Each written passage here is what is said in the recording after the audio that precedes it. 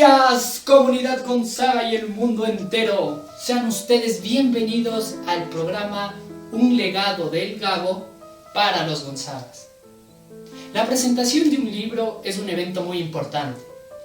Desde que ésta se hace, pasa a formar parte de la vida de los que lo leen, para aprender de él, para iniciar nuevas conversaciones, para disfrutarlo y para expandir las áreas del conocimiento a muchas otras. En esta ocasión traeremos a modo de reseña la presentación de un libro muy importante para la literatura latinoamericana. ¿Pueden adivinar de cuál estoy hablando? Exacto, 100 años de soledad, del grandísimo, del único, del inigualable Gabriel García Márquez. Las reseñas de este libro estarán contadas por los mismísimos personajes de la historia. Y tú te estarás preguntando, Robert, ¿cómo vas a hacer eso? Bueno, estos personajes estarán interpretados por los estudiantes de segundo de bachillerato. Además, tendremos una entrevista con el mismísimo Gabo, otra manera en la que se le conoce a este autor. Y en exclusiva, agárrate de la mesa para que no te caigas, tendremos la presentación del tema de una de las bandas más talentosas de nuestro país. Así que llama a tus tíos, a tus primos, a tus sobrinos, a tu vecina, al señor de la tienda, llama a todos por teléfono, grita por la ventana, porque está por empezar el programa Un legado del Gabo para los Gonzagas.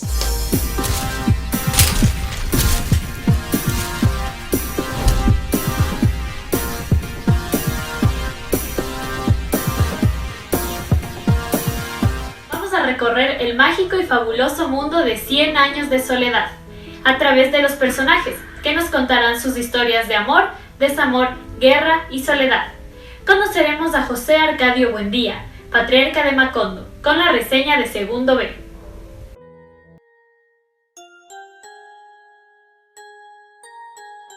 Hola a todos, el día de hoy estamos aquí para hablarles acerca de José Arcadio Buendía, un hombre muy trabajador y líder del pueblo de Macondo, quien además daría origen junto con su esposa Úrsula a la magnífica pero controversial familia de los Buendía en el pueblo.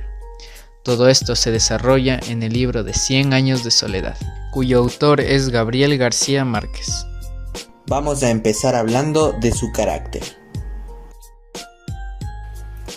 José Arcadio Buendía es una persona de carácter fuerte, de voluntad inamovible y de gran fortaleza física.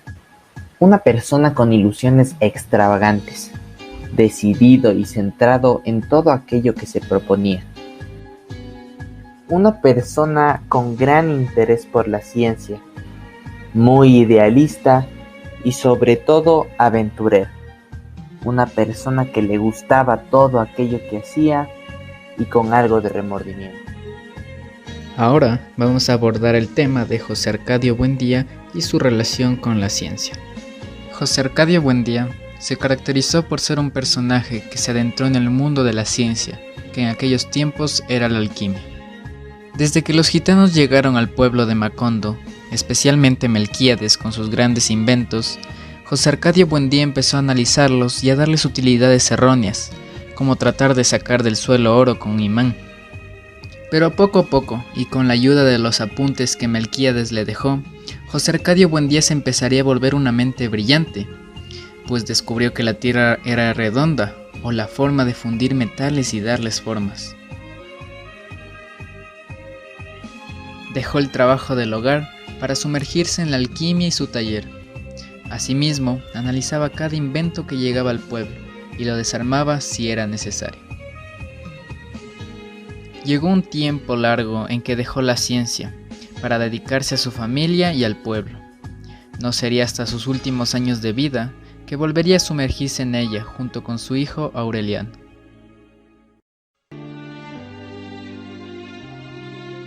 En cuanto al aspecto familiar que podemos hablar de José Arcadio Buendía, se pueden encontrar dos ejes importantes. El primero sería la relación conyugal que éste mantenía con su esposa Úrsula y la relación de padre que mantuvo con sus hijos Aureliano José Arcadio Amaranta y su hija adoptiva Rebeca. Con Úrsula fue una persona bastante terca y que le encantaba llevar la contraria, pero no por eso quería decir que no la quería. Un claro ejemplo de esto podría ser cuando tomó las monedas de oro que Úrsula había obtenido como herencia familiar para tratar de hacer con ellas uno de los milagros de la alquimia, que consistía en multiplicar su cantidad, pese a las objeciones y dudas de su esposa, siendo así que después éstas se fundirían y se echarían a perder. Mientras que con sus hijos pasaba por un poco descuidado, debido a que éste se centró demasiado en sus experimentos y averiguaciones, que de alguna manera se olvidó por completo la labor de criarlos y de guiarlos como un molde. Aunque sí es cierto que algunas cosas sí compartía con ellos, como la averiguación y el estudio de pergaminos de Melquíades, sembrando tanto en José Arcadio como en Aureliano esa semilla de la intriga y de la búsqueda de nuevas aventuras, las cuales se verían reflejadas con el pasar de los años. Y aunque con sus hijas no compartió esta curiosidad, siempre les guardó un gran cariño, tanto a Amaranta como a Rebeca, y a pesar de que Rebeca no llevó su sangre, ésta sí llevó su apellido, siendo este bien merecido, ya que ella también poseía ese carácter tan fuerte y distintivo de los Buendía.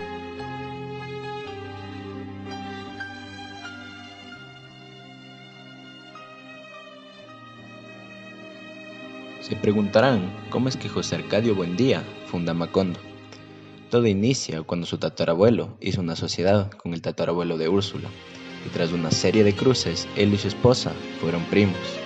Después de haberse casado, se rumoreaba en el pueblo donde vivían que a pesar de un año de matrimonio, no habían tenido hijos por la impotencia del esposo. El rumor no molestó a la pareja, hasta que llegó el día en el que José Arcadio Buendía le ganó una pelea de gallos a Prudencio Aguilar. Al perder, este le gritó una vulgaridad que tenía que ver con el matrimonio y la ausencia de hijos. Al escucharlo no se alteraría, pero 10 minutos después llegó con una lanza que le atravesó el cuello. 10 después del espectro de Prudencio Aguilar se les aparecería, y José Arcadio Buendía, al no poder con el peso de la conciencia de haberlo asesinado, se iría con su esposa y otros jóvenes de su edad. Al cabo de 26 meses, durante una noche en la que todos dormían, José Arcadio Buendía soñó que en el lugar donde estaban se construía una aldea, y al preguntar dónde se encontraba le contestaron con un nombre desconocido, Macondo. Convenció a sus acompañantes y les ordenó derrumbar los árboles y armar las casas allí.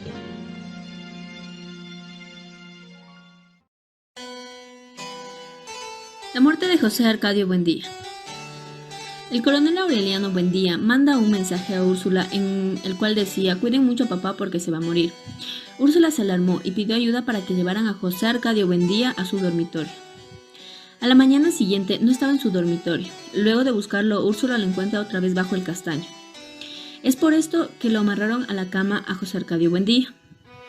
Aunque Úrsula atendía sus necesidades, en realidad podía comunicarse solo con Prudencio Aguilar, quien para José Arcadio Buendía lo limpiaba, le daba de comer y le llevaba las noticias sobre Aureliano. José Arcadio Buendía se consolaba con su sueño de cuartos infinitos, pero un día, en uno de estos, Prudencio Aguilar le tocó el hombro en el cuarto intermedio, y él se quedó allí para siempre creyendo que era el cuarto real. A la mañana siguiente, Úrsula le lleva el desayuno. Entró en el cuarto de José Arcadio Buendía. Intentaron despertarlo de todas las maneras posibles, pero no pudieron. Él murió, y durante toda la noche de ese día llovieron flores amarillas y minúsculas. Lo que hace tan maravilloso este libro es su mezcla de personajes y de líneas familiares. Un claro ejemplo de esto es cómo José Arcadio es un nombre y una identidad que a lo largo de toda la historia se conserva, pues cada uno de los descendientes de esta familia del género masculino conserva ese carácter fuerte y determinante de su padre. Nos parece asombroso cómo el autor recopila todos los acontecimientos suscitados durante esa época en América Latina, tanto en el aspecto político, social y familiar. Por ello se lo recomienda y es tan atractivo cuando se lo empieza a leer.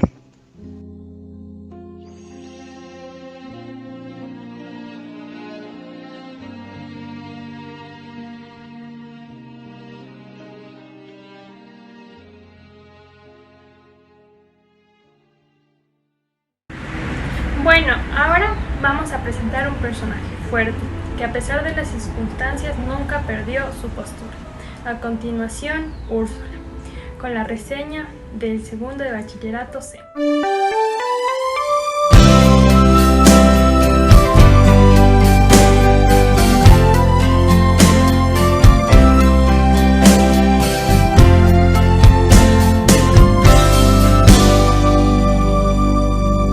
mujer.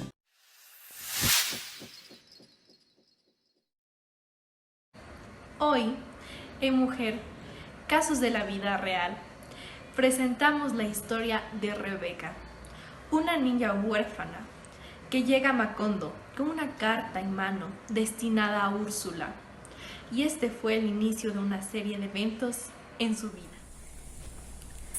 Rebeca tiene el hábito de comer tierra y cal de las paredes.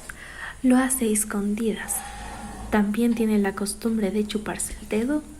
Ambos hábitos se evidencian cada vez que sufre una crisis emocional. Rebeca llegó a casa de los Buendía cuando solo tenía 11 años. La huérfana llevaba una carta en la que decía que sus padres, la cual consolaban lo sucedido y notificaba que era una pariente de Úrsula. Muchas gracias por dejarme aquí. Se me entregó una carta para una familia Buendía. Tenga.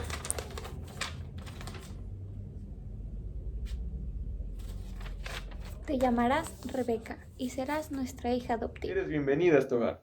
Te presento a tus hermanos, Amaranta, José Arcadio y Aureliano. Muchas gracias por recibirme, de verdad. Úrsula intentó quitar estos hábitos de Rebeca, pero su llegada, una extraña peste de insomnio, llegó a Macondo, y la misma que hizo que se esparciera por todos sus habitantes. Desde hace mucho tiempo que ya no tengo sueño, y de verdad ya no sé qué hacer. Pero es necesario separarla de los niños, por si acaso. Conforme creció, y era una mujer muy bella con ojos grandes, manos, cutis sin imperfecciones, manos mágicas. Voy a organizar un baile para mostrar lo hermosos que se han puesto mis hijos.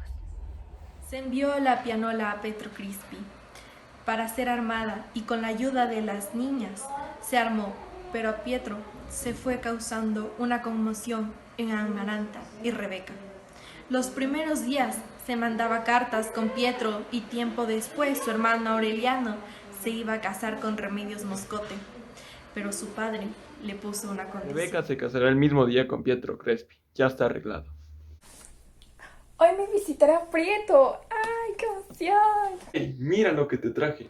A pesar de la felicidad que le traía a Rebeca, Amaranta siempre estuvo enamorada del mismo, generando una rivalidad entre las dos hermanas, la misma que tenía a Rebeca, preocupada sabiendo que no dejaría que se case con Pietro. Llegó una carta de que mi madre murió. No puedo casarme. Tengo que irme a la capital. Ese y varios obstáculos impidieron la boda de Rebeca. Pero un día de los que la familia se encontraba de duelo por la muerte de Remedios, entró José Arcadio, quien cambió la perspectiva de Rebeca. Prieto parece un currutaco de alfeñique frente de él.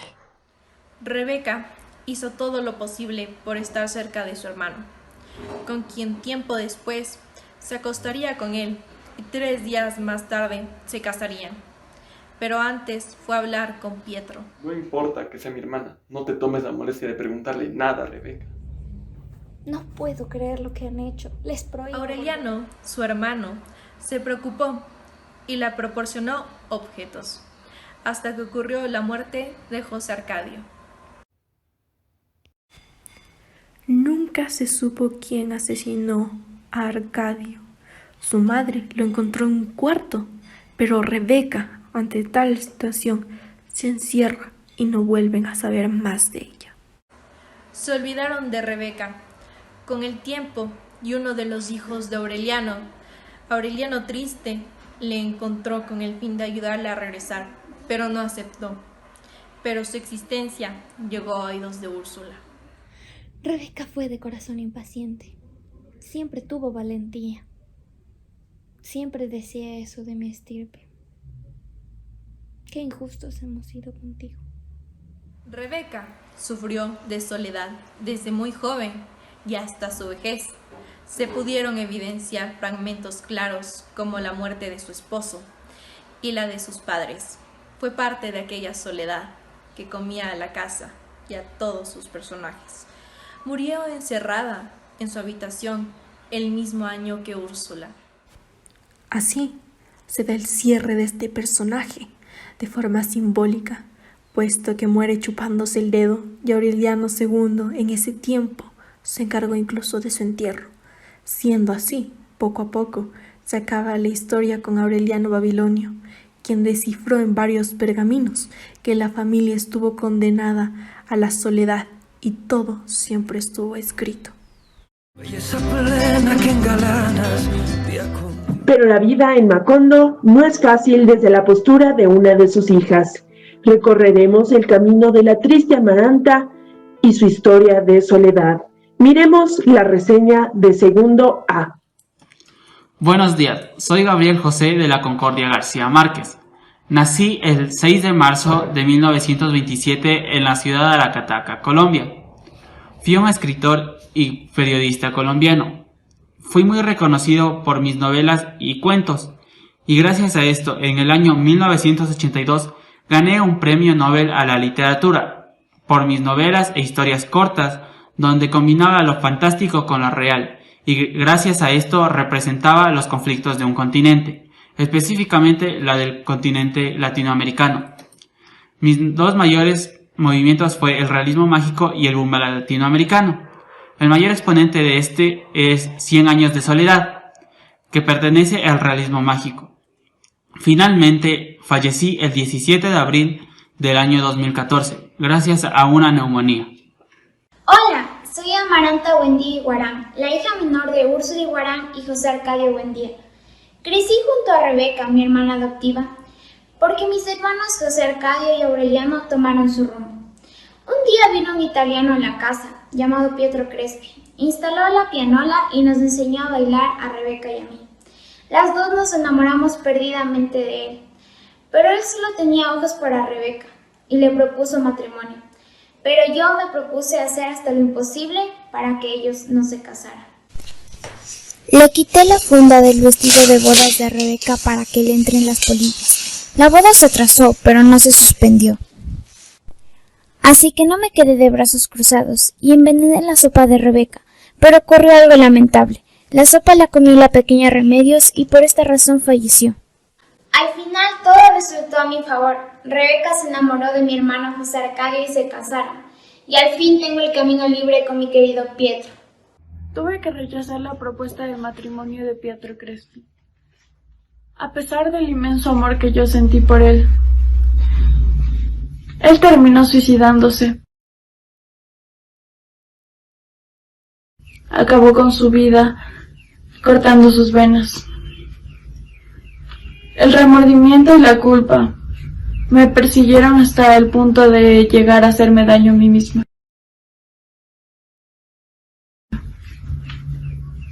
Después de la muerte de Pietro, su hermano Bruno Crespi quedó a cargo de la tienda.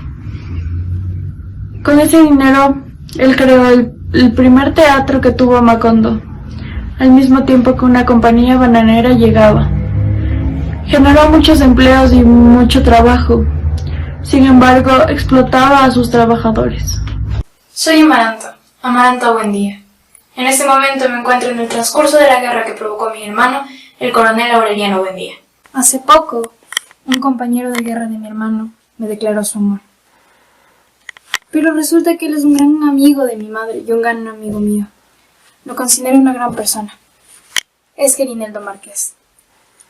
Pero lamentablemente no puedo entregar mi amor a nadie más después de lo que pasó con Pietro Crespi. Aún recuerdo varios momentos junto con él, cuando él llegaba después de varias guerras que provocó mi hermano. Después de todo, provocó 32 guerras, de las cuales ninguna él ganó. Aún recuerdo nuestras tardes jugando ajedrez. Era tan divertido y entusiasta, con nuestras largas charlas. Yo soy Amaranta Agonizante. No hace mucho terminé de tejer la mortaja que me encargó la muerte para mí. Ese día no lo olvido. Fue algo completamente de sorpresa, ya que yo estaba tejiendo una, pero no para mí, sino para Rebeca. Sí, esa Rebeca que se casó con mi hermano José Arcadio y que después de matarlo quedó muy tocada por el incidente. A pesar de toda esa situación, yo siempre le pedí a Dios que me permita morirme después que ella. Por eso le tejía la mortaja. Pero cuando la muerte me visitó, los planes habían cambiado. Ella me permitió morirme el mismo día en que terminé de tejer mi mortaja. Así que para ayudar a otras personas de Macondo, decidí que mi muerte los debía colaborar. Así que organicé un correo de la muerte para llevar cartas a los muertos escritas por sus parientes. Y con el tiempo que aún tenía en la tierra, me hice medir el ataúd antes de mi hora. Mucha gente me creía loca, pero yo sabía lo que hacía. Así que me recosté en almohadas, me hice trenzas y aquí estoy, esperando que la querida muerte me lleve, pero según como parece, ya vino por mí. Por último, como autor de este libro, mi consejo para entender 100 años de soledad es que hay que desconectarse de nuestro mundo y centrarse únicamente a leerlo, ya que al haber tantos personajes con nombres parecidos como los José Arcadio, los Aureliano o en nuestro caso de este video, Amaranta, que se puede confundir con Amaranta Úrsula, puede ocasionar confusiones en el transcurso de la historia. Finalmente, un diccionario acompañado de la lectura ayuda significativamente, gracias a que el libro está escrito con un lenguaje muy complejo que en la actualidad ya no es utilizado, añadiendo palabras y jergas de otro país.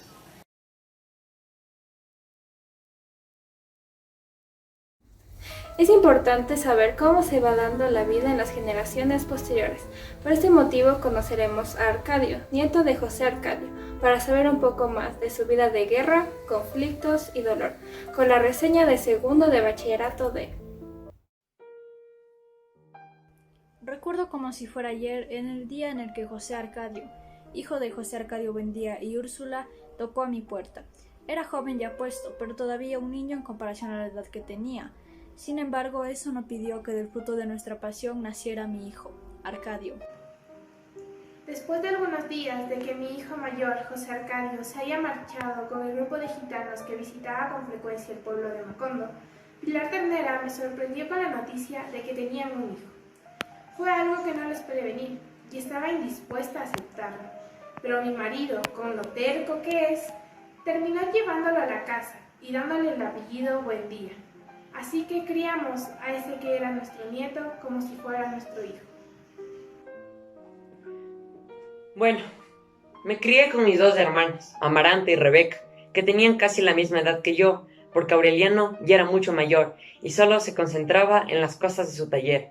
A pesar de esto, pasé esa etapa de mi vida muy solo, aunque charlaba de vez en cuando con mi situación, pero en su lengua nativa, así que éramos solo los dos los que nos entendíamos. El viejo Melquiades también me brindó algunos de sus conocimientos sobre la vida moderna y los artefactos que la ciencia iba mejorando con el paso del tiempo, pero no me interesaron nunca esas cosas, sino más bien el camino de Aureliano, el de la guerra. Me sorprendió todo lo que Arcadio hizo. Yo crié a un niño fuerte, educado y con valores, o al menos eso creía yo. No fue hasta tiempo de la guerra, cuando Aureliano se marchó y dejó a Arcadio a cargo del pueblo de Macondo, que me di cuenta de todo aquello malo que él podía hacer. Y me estremeció saber que aquel niño que disfrutaba de la soledad y nunca decía nada, se había convertido en un hombre despiadado y rechazaba con mucha honra el apellido Buendía.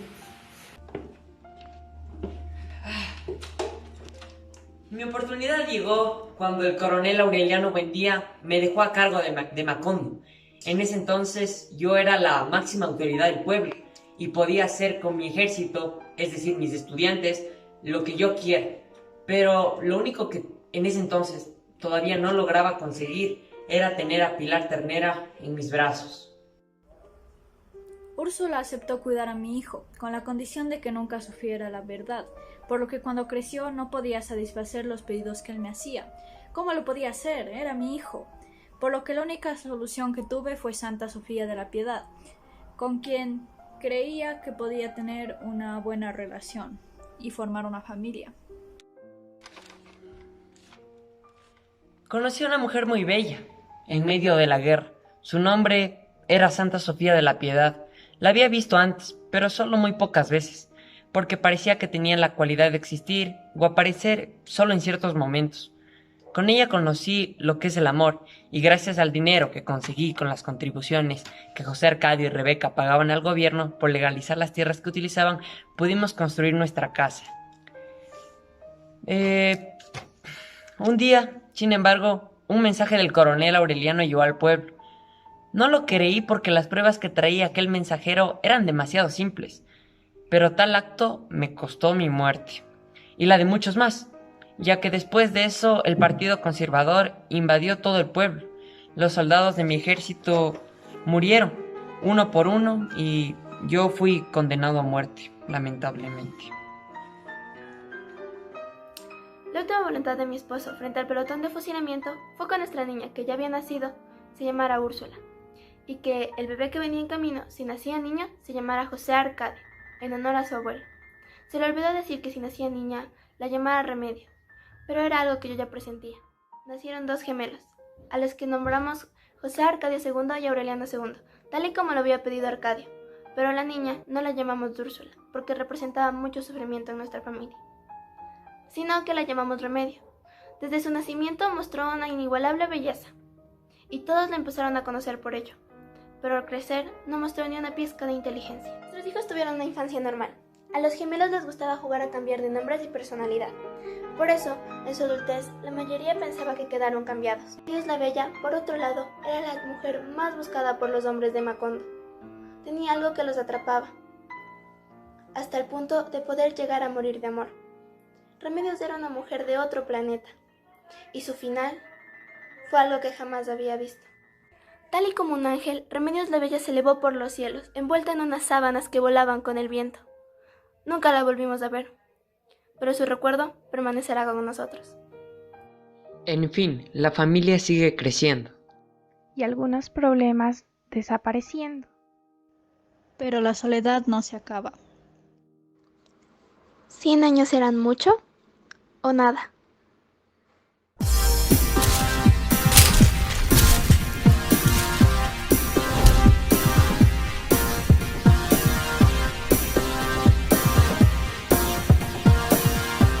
Vamos ahora a conocer desde el propio Gabriel García Márquez lo que pasó él y su familia antes de la publicación de su obra. Con ustedes, una pequeña y corta entrevista, pero muy significativa, sobre la génesis de los 100 años de soledad. Era una época que no era fácil, porque no teníamos dinero. Pero en cambio era una época muy buena porque estaba escribiendo como un tren, que es lo mejor que le puede suceder a un escritor. Entonces, cuando yo vi que 100 años de soledad venía y que no la paraba nadie, le dije a Mercedes, tú te haces cargo de este asunto. Y ella, por supuesto, no lo pensó 2 veces.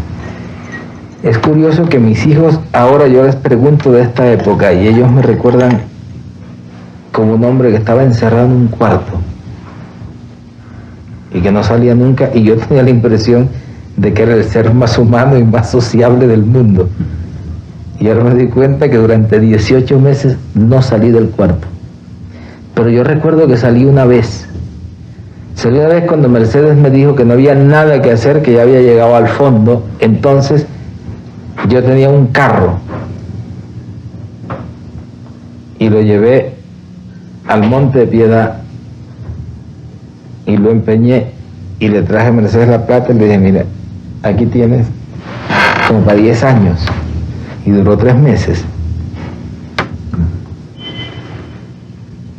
Y seguí escribiendo. Recuerdo que en mitad de camino el dueño de la casa llamó a Mercedes y le dijo, señora, usted debe 3 meses de casa. Y Mercedes tapó el teléfono y me dijo, ¿cuánto tiempo te falta para terminar el libro? Y yo le dije como 6 meses. Y entonces ella le dijo, mire señor, no solo le debemos 3 meses, sino que le vamos a deber 6 más.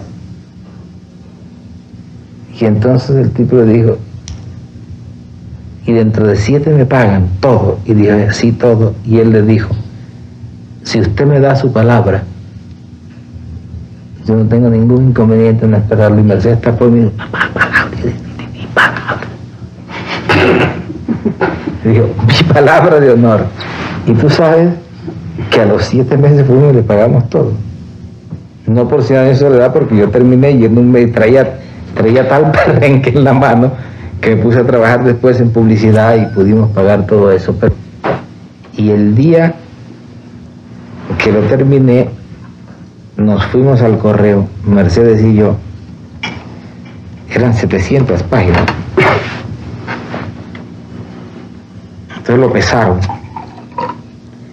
y dijeron que costaba 83 pesos de México a la Argentina. Y Mercedes me dijo, no tengo sino 45. Entonces, mira, es muy fácil. Partí el libro por la mitad y le dije, péseme este libro hasta 45 pesos. Pesaron hasta 45 pesos, quitaban hoja como quien corta carne. Cuando llegó a 45 pesos, agarré esas hojas, las envolví y las mandé y nos quedamos con el resto. Entonces nos fuimos a la casa y Mercedes sacó lo último que faltaba por empeñar, que era el calentador que yo usaba para escribir, porque yo puedo escribir en cualquier circunstancia menos con frío. El secador que usaba para la cabeza y la batidora que había usado para hacer toda la vida, para hacerle los jugos de fruta a los niños, y que ya los niños estaban creciendo y ya no necesitaban. Se fue con eso al Monte de Piedad y le dieron unos 50 pesos. Y el hecho es que volvimos con el resto de la novela al correo. La pesaron y dijeron, cuesta 48 pesos. Mercedes pagó sus 50 pesos. Le dieron 2 vueltos. Y yo me di cuenta que cuando salimos del correo estaba verde de encabronamiento. Y me dijo, ahora lo único que falta es que esta novela sea mala.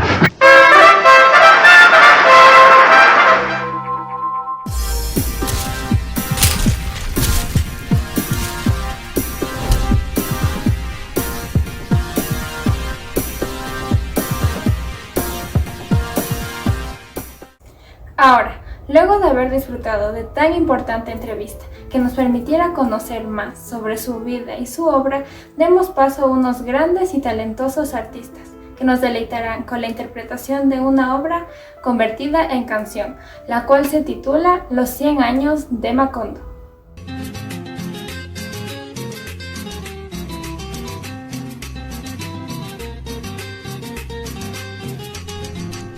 Los 100 años de Macondo suenan en el aire, y los años de Gabriel trompetas lo anuncian.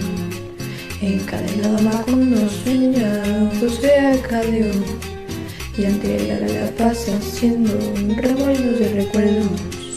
La tristeza de Aureliano el cuarto, la belleza de Remedios Florines, las canciones de Amaranta, guitarras, el embrujo de Melquiades, oboes, Úrsula 100 años.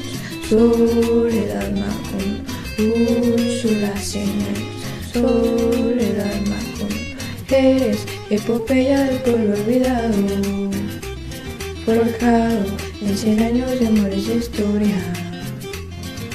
Eres epopeya del pueblo olvidado, forjado en 100 años de amores de historia. Me imagino y vuelvo a vivir en mi memoria quemada. Son mariposas amarillas, Mauricio Babilonia.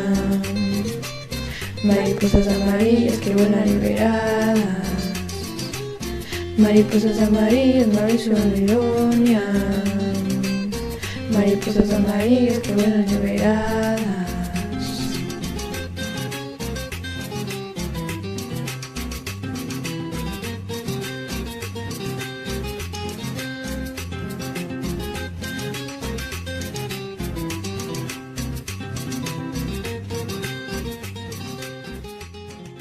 Estudiantes y docentes de Lengua y Literatura de Bachillerato, agradecemos a las autoridades, al Departamento de Comunicación y Sistemas y a los padres de familia de la Unidad Educativa San Luis Gonzaga por generar este espacio para que en estas fiestas patronales podamos rendir homenaje a la Madre Dolorosa.